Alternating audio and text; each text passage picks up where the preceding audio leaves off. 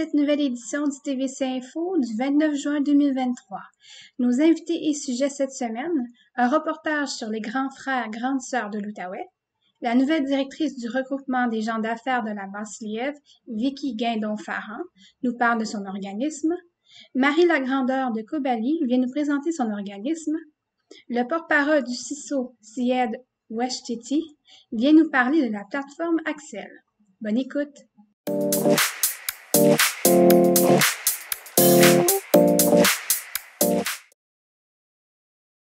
Les grands frères, grandes sœurs de l'Outaouais sont maintenant déménagés dans la municipalité de Lange-Gardien. Nous, dans le fond, comme j'ai dit tantôt, on accompagne les jeunes ou on aide les jeunes à travers le mentorat pour qu'ils s'épanouissent mentalement, comme psychiquement. Et puis, c'est ça, chaque année, je vous dirais, là, ça varie d'année en année, mais on est toujours dans les 1000 à 3000 jeunes qu'on dessert par année. Le 3000, juste avant la pandémie, là, on était rendu à 2500 par année. Avec la pandémie, ça a comme changé parce qu'on aidait beaucoup des jeunes à travers des groupes. Puis là, avec la pandémie, les groupes, ça s'est arrêté presque, là. Mais on a quand même gardé 1500 jeunes par année là, qu'on desservait. Fait du 1 à 1, là, on est rendu dans les 125, 150 jeunes là, de 1 à 1 qu'on aide. Puis ça, les taux de succès là, pour ce type de mentorat-là est énorme. Il est à 70-75 %. Puis quand on parle de succès, c'est quel genre de succès?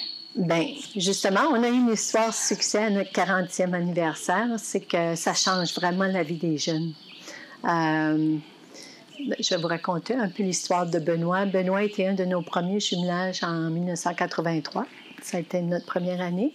Et puis, lui, il dit que parce qu'il a eu un grand frère, ça a vraiment changé le cours de sa vie. Il a appris que dans la vie, il n'y avait pas seulement un monde, il y avait un grand monde. Puis que ce grand monde-là, lui, il avait accès. Parce que son mentor l'apportait faire jouer au hockey, il lui apportait voir des choses que lui, en étant dans la communauté où il habitait, c'était quand même un quartier assez pauvre, il n'avait pas accès à ces choses-là. C'est lui maintenant il a vraiment une belle éducation, il a un bel emploi. Vraiment, là, c'est une histoire succès. Puis ça, on en a là, des centaines, puis des centaines, puis des centaines, parce que depuis 1983, on a aidé là, des jeunes là, dans la communauté de l'Outaouais. Donc, c'est ça. L'histoire à succès, c'est que l'enfant, s'il n'y avait pas eu de grand frère ou de grande sœur, probablement qu'il aurait suivi le même chemin de vie dans lequel il a grandi. Et puis, avec un grand frère et une grande sœur, ça a élargi ses possibilités. Et habituellement, ils s'en vont dans la bonne direction, là, avec la belle influence là, que les mentors ont avec eux. Puis si on parle un petit peu plus des mentors, oui. Qu'est-ce que vous diriez aux gens qui nous écoutent en ce moment pour leur dire comment c'est une belle expérience, puis inciter certains qui seraient intéressés, mais qui doutent encore de devenir mentor? Qu'est-ce que vous leur diriez? Ce que je peux dire, la première chose, c'est que vous allez faire une différence dans la vie de ces jeunes-là. Vous allez changer leur vie. Moi, les mentors avec qui je communique souvent, elles me disent toujours « ça a changé ma vie » autant que ça a changé celle de l'enfant parce que ça apporte quelque chose. Quand tu donnes une partie de toi-même, tu sais que tu fais une différence. C'est ça que ça t'apporte quelque chose de spécial à toi. Donc, l'engagement est assez, comment je dirais ça? Sérieuse.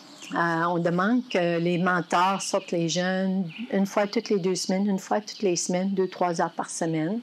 Mais quand tu y penses, si tu avais un petit frère ou une petite sœur, ça serait pas mal ça que tu ferais aussi. C'est un peu la même chose que d'avoir vraiment un petit frère ou une petite sœur. Moi, je le vois comme ça parce que la relation devient ça, dans le fond, au bout de la ligne. Fait que si vous voulez faire la différence dans la vie d'un jeune, c'est cette façon-là de s'impliquer. Puis pour ceux qui voudraient faire un don ou vous aider d'une manière plus monétaire, comment ils peuvent faire? On peut le faire de différentes façons. Comme je l'ai dit tout à l'heure, on s'autofinance avec les articles usagés. Donc, on ne prend pas de meubles, on prend tout ce qu'on peut mettre d'une boîte ou un sac, des vêtements, de la vaisselle, des décorations. Vous pouvez aussi aller sur notre site web où vous pouvez faire un don automatique. Ça, vous avez un reçu d'impôt aussi automatiquement. Donc, ça, c'est une deuxième façon où vous pouvez louer la salle ici pour des événements, votre mariage, votre baby shower, des choses comme ça. Et puis, ça va nous faire plaisir là, de vous servir puis de vous offrir le meilleur service là, que vous pouvez avoir. Puis finalement, c'est quoi vos plans futurs en tant qu'organisme? Bien, c'est ça. Pour le 40e anniversaire, on va débuter là, tout prochainement une campagne de levée de fonds. Et puis, la campagne de levée de fonds, ça va servir à construire des yurts où est-ce qu'on va pouvoir inviter les jeunes à venir ici, sur ce beau terrain ici, où est-ce qu'ils vont pouvoir s'épanouir, faire des activités à l'extérieur. On a déjà beaucoup d'activités qu'on va dans les écoles, puis on sort les enfants à l'extérieur pour faire. Mais ici, là, ça va être encore plus grandiose. Ça fait que c'est ça notre projet. On veut ramasser 200 000 $ pour construire là, les yurts pour accueillir les jeunes. Puis c'est les jeunes ici, mais ça peut être les jeunes aussi d'ailleurs. Bienvenue chez nous. Et puis ici, la salle où on se trouve, c'est une salle de réception où on va offrir la salle pour des mariages avec le service de traiteur. Et puis, c'est ça, les mariages, baby shower, tous les événements là, où est-ce que ça nécessite une grande salle. En ce moment, on est dans la petite pièce, qui est une autre salle qu'on peut se servir aussi pour les mariages, là, pour mettre d'autres tables. Mais c'est aussi une pièce où est-ce qu'on a un petit magasin. On vend des produits d'érable, du sirop d'érable, des bonbons d'érable, des choses comme ça. On a des petits repas aussi en arrière qu'on vend, des petits repas congelés. Puis ça, c'est tout pour financer l'organisme. Puis aussi, en arrière de moi, c'est plein de boîtes. Aujourd'hui, c'est la journée de dépannage alimentaire. Donc, les familles qui font appel à nous, la plupart, c'est les familles là, avec qui on travaille avec les enfants. On leur offre de la nourriture aujourd'hui. On prépare des beaux paniers de nourriture. Je vous remercie beaucoup. Merci à vous.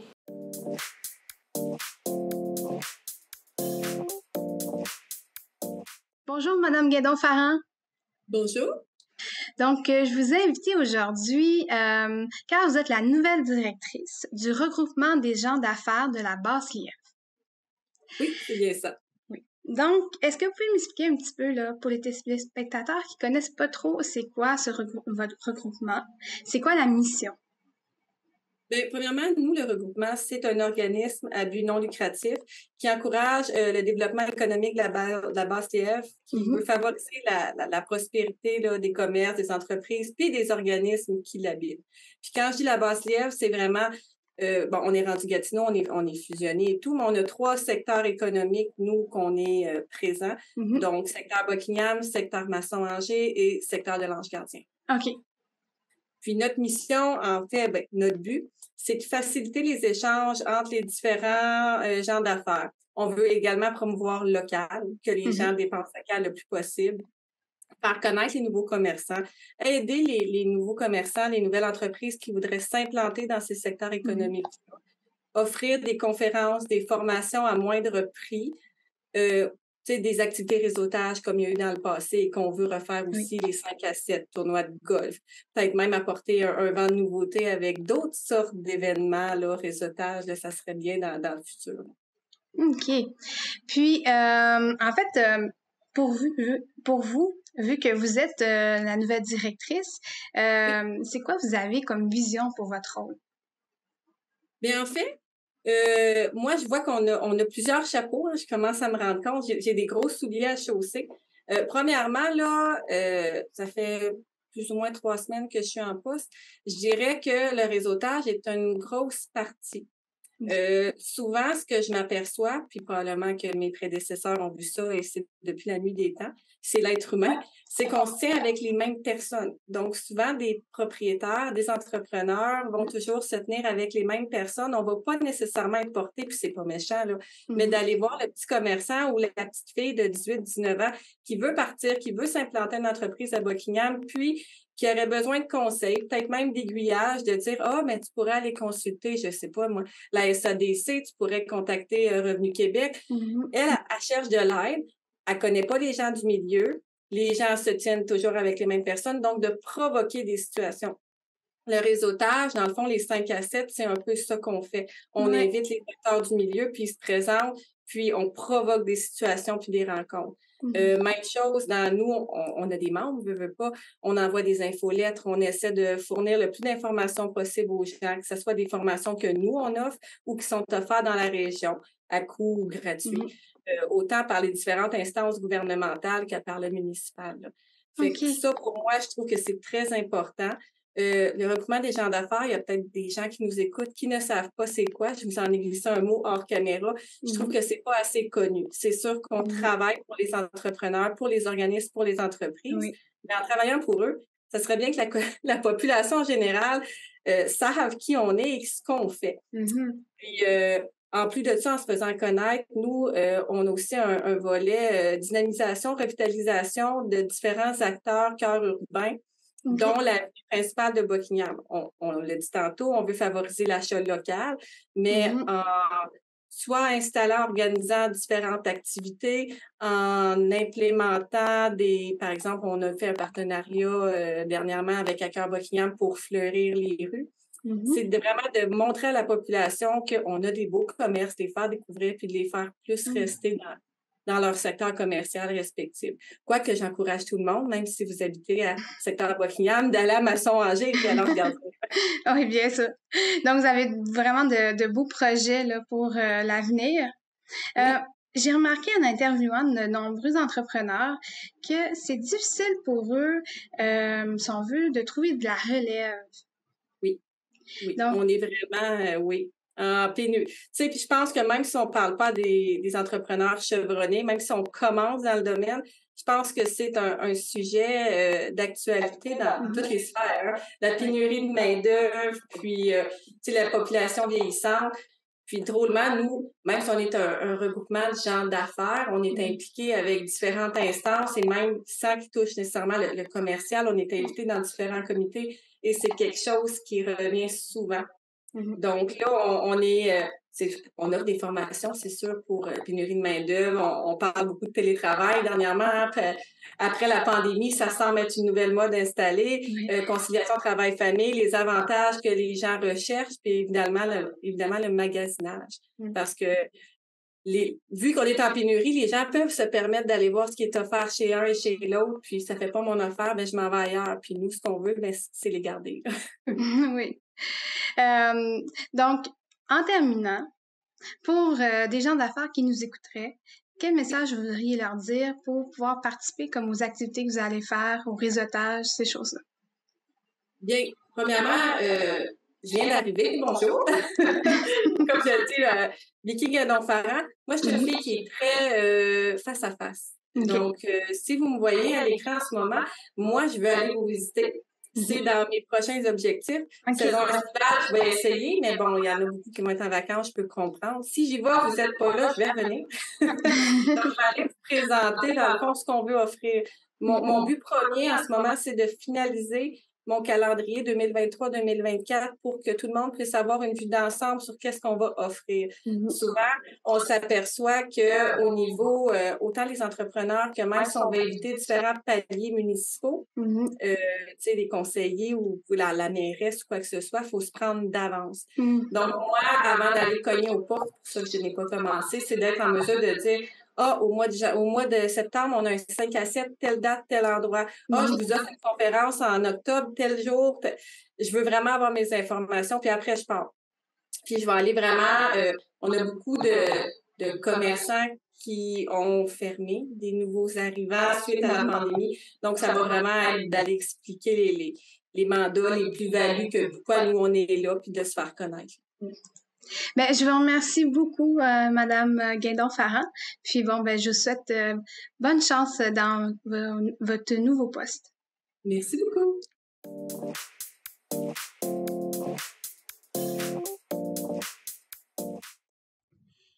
Bonjour, Madame Lagrandeur. Bonjour. Donc, je vous invite aujourd'hui car vous êtes chargée de projet pour le comité du bassin versant de la rivière du Lièvre, qu'on connaît plus communément sous le nom de Cobali. Donc, ce mois-ci, c'est le mois de l'eau. Donc, qui dit l'eau, ben, ça se réfère vraiment à votre comité, votre organisation. Puis aussi, vous fêtez votre 20e anniversaire cette année. Oui. Donc, pour faire découvrir à nos téléspectateurs votre organisme, est-ce que vous pouvez nous expliquer un petit peu, là, c'est quoi Cobali? Oui, ben en fait, le Cobali, c'est un des 40 organismes de bassin versant qui ont été nommés officiellement par le gouvernement du Québec. Donc, on est vraiment répartis à travers tout le territoire de la province et on a chacun, en fait, nos bassins versants un peu à protéger, si je peux l'expliquer comme ça. Donc, on est vraiment on agit comme une table de concertation, en fait, qui a comme mission là, de protéger, d'améliorer et de mettre en valeur, en fait, la ressource en eau dans notre zone de bassin versant. Donc, nous, on est un petit peu particulier. On a comme 3 bassins versants dans toute notre zone de gestion. Notre zone est très grande, là, donc elle s'étend sur environ 10 000 km². Donc, Oh, quand même! Oui, on a une grande zone de gestion intégrée de l'eau, en fait. Donc, on a le bassin versant de la rivière du Lièvre, qui est très grande, hein, on la voit quand on s'en va vers Gatineau, justement, là, sur l'autoroute 50. C'est une très grande rivière. Et on a la rivière Blanche aussi, qui prend sa source dans la rivière Fournique Papineau-Labelle et qui se décharge, en fait, à la hauteur de la ville de Tursault, là, parce qu'il y en a plusieurs, en fait, les rivières blanches. Donc, celle-là, c'est la nôtre. Puis, on a aussi un bassin orphelin qu'on appelle le ruisseau Pagé, qui est en fait des milieux humides, un peu là, une petite partie de la rivière des Outaouais. OK. Donc, ça, c'est notre zone. OK. Puis, quel genre de projet vous développez? Vraiment, c'est ça qui est le fun avec les organismes de bassin versant, là, si je peux me permettre. C'est sûr que je parle pour moi, mais c'est vraiment le fun. Nos projets sont très diversifiés. Donc, c'est sûr que nous, on assure justement là, l'harmonisation de toutes les activités qui se passent dans le bassin versant. Oui. Donc, on fait beaucoup de sensibilisation du public, surtout pour que justement il y ait une pérennité dans la ressource en eau. Donc, les activités nuisent pas à cette ressource-là. Donc, on fait beaucoup de sensibilisation, autant pour, par exemple, la propagation d'espèces exotiques envahissantes. On entend beaucoup parler du myriophylle IP, de la moule zébrine, aussi dans les plantes de milieux un peu humides, comme le roseau commun, hein, le phragmite. Donc, il y en a plusieurs. Nous, on fait de la sensibilisation surtout pour ça. On fait aussi parfois des caractérisations, hein, justement, de la détection de ces espèces-là sur des lacs. Donc, on donne des conférences, on fait des formations aussi auprès des municipalités, des employés aussi de la municipalité. Donc, autant pour la voirie, hein, que les ponts soient bien mis, que toutes les réglementations, en fait, soient respectées au niveau là, de la ressource en eau. Donc, malheureusement, on n'a pas pu nous avoir une entrevue, on n'a pas pu avoir une entrevue ensemble avant que les événements que vous avez mis en place pour fêter le mois de l'eau. Mais est-ce que vous pouvez quand même nous en parler? Oui, donc on a eu deux événements, en fait, deux activités d'interprétation. Donc, c'était un peu, ça avait forme de randonnée. Donc, la première a eu lieu le samedi 17 juin. Celle-là était dans le nord de notre bassin versant, donc à Fermeneuve. C'était une activité qui était en partenariat avec Table Forêt Laurentide, donc un organisme à but non lucratif aussi, qui s'occupe du laboratoire écoforestier, en fait, du Grand Lièvre. Donc, c'est une forêt expérimentale et pour l'éducation. Et ça portait à faire découvrir, en fait, les milieux humides aux citoyens et citoyennes de notre bassin versant. Et on a aussi eu dimanche le 18 juin, donc une activité, encore une fois, d'interprétation sous forme de randonnée dans la réserve écologique de la Forêt-la-Blanche. Donc, celle-là était dans la portion sud de notre bassin versant. Et c'était avec l'organisme à but non lucratif qui s'occupe en fait de la réserve écologique un peu, là. Donc, c'était les Amis de la Forêt-la-Blanche aussi. Donc, ça, c'était en partenariat avec eux. Est-ce que vous prévoyez, comme dans les prochains mois, possiblement avoir d'autres activités où est-ce que les citoyens vont pouvoir participer? Un peu moins. Je dirais que le programme a déjà est déjà pas mal booké pour cet été. On a beaucoup, beaucoup de détections qui s'en viennent des lacs. Et on travaille sur divers projets là, en partenariat aussi. Donc, c'est assez quand même booké, mais on est toujours, c'est toujours dans nos valeurs, en fait, et dans la mission de l'organisme, en fait, d'aller rejoindre vraiment les citoyens hein, pour faire de la sensibilisation, faire découvrir aussi. Fait que c'est sûr que c'est toujours dans nos objectifs, là, on est toujours ouvert. Puis j'imagine que, comme tous les organismes, s'il y a des gens que ça intéresse la conservation de nos cours d'eau et qui voudraient être bénévoles, vous êtes toujours ouvert à ça. Oui, ben en fait, pour les gens, en fait, ben, les citoyens et citoyennes de notre bassin versant, de nos zones de gestion, en fait, on a une forme un peu de bénévolat sous forme de sentinelle de lac qu'on appelle. Donc, ces gens-là peuvent un peu adopter, vraiment très figuratif, là, mais un lac qui fait pas déjà partie, en fait, du réseau de surveillance volontaire des lacs que le gouvernement a mis sur place. OK. Donc, quand un lac est un peu orphelin de ce programme-là, il y a des gens qui peuvent se porter volontaires pour essayer de faire un suivi visuel, hein, de voir un peu à travers le temps, style lac, de nous lever des petits drapeaux, là, de faire ben, il y a des plantes qu'il n'y avait pas avant, on trouve que l'eau est plus trouble, donc vraiment d'avoir un petit suivi à ce niveau-là, là, de nous lever des petits drapeaux pour attirer notre attention, parce qu'il y a quand même beaucoup, beaucoup de lacs hein, dans notre bassin versant. Absolument, oui. Donc, en terminant, quels sont les plans futurs de votre organisme? Ben, c'est sûr que c'est toujours quelque chose qu'on veut, mais d'essayer de rejoindre le plus de gens possible, vraiment qu'à travers toute notre zone de bassin versant, là, de toute notre zone de gestion, que les gens ils savent tout de suite qu'est-ce qu'ils font au Cobali. Hein. Donc, on a eu un contact avec ces gens-là, c'est sûr. Vraiment de faire de la sensibilisation aussi. Là, je dirais que le sujet un peu chaud qu'on entend toujours parler, c'est justement les plantes exotiques envahissantes. Donc, on essaie vraiment de sensibiliser beaucoup les gens cet été à essayer de nettoyer les embarcations. Hein. Il y a beaucoup de stations de nettoyage qui apparaissent là, sur le Oui. territoire. Aussi d'essayer de sensibiliser, c'est ça, les gens à ce que l'eau, c'est une ressource vraiment précieuse, puis qu'il n'y en a pas de la nouvelle constamment. Hein. Donc, Oui. ouais. Absolument. Donc, le message est lancé. Merci beaucoup, Madame Lagrandeur. Ben, merci à vous, ça m'a fait plaisir.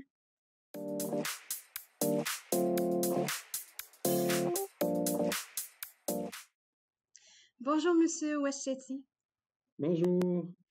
Donc, vous êtes le porte-parole du CISO de l'Outaouais et vous venez nous parler aujourd'hui de la plateforme Axel.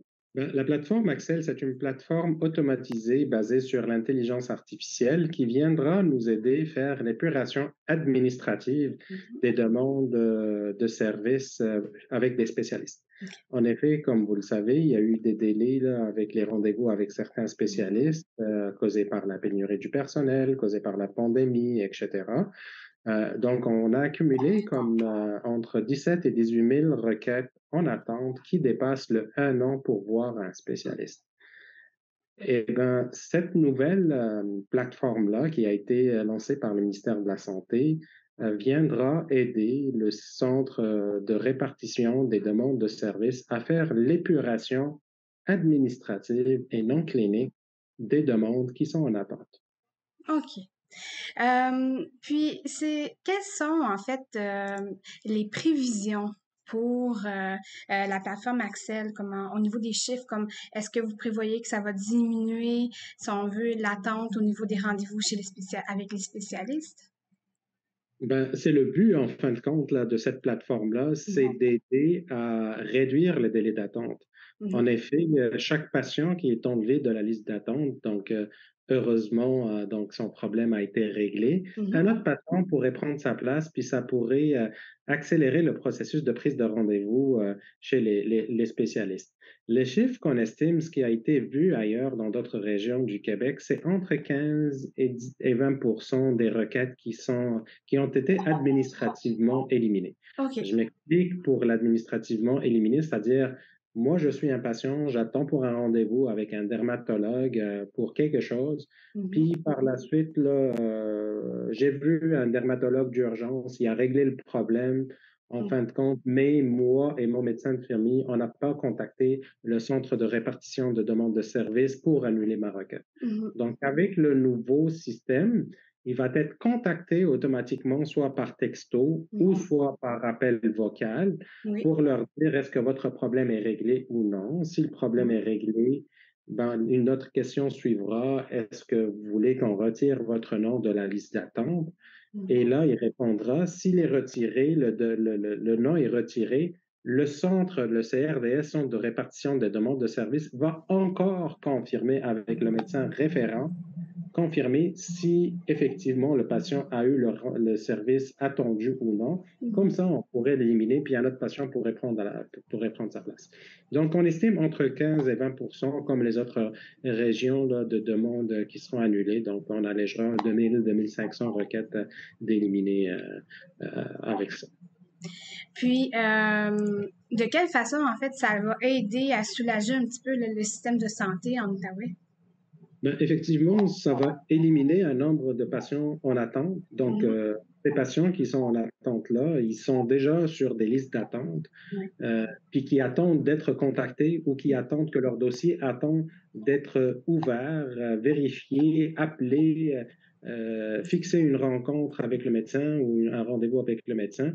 C'est sûr que si on élimine ces tâches-là, si on élimine ces requêtes-là ou ces demandes qui n'ont plus besoin d'être, c'est sûr que nous allons gagner en efficacité puis libérer nos employés pour passer au suivant, aux patients qui ont vraiment besoin de voir un médecin et accélérer le processus de prise de rendez-vous.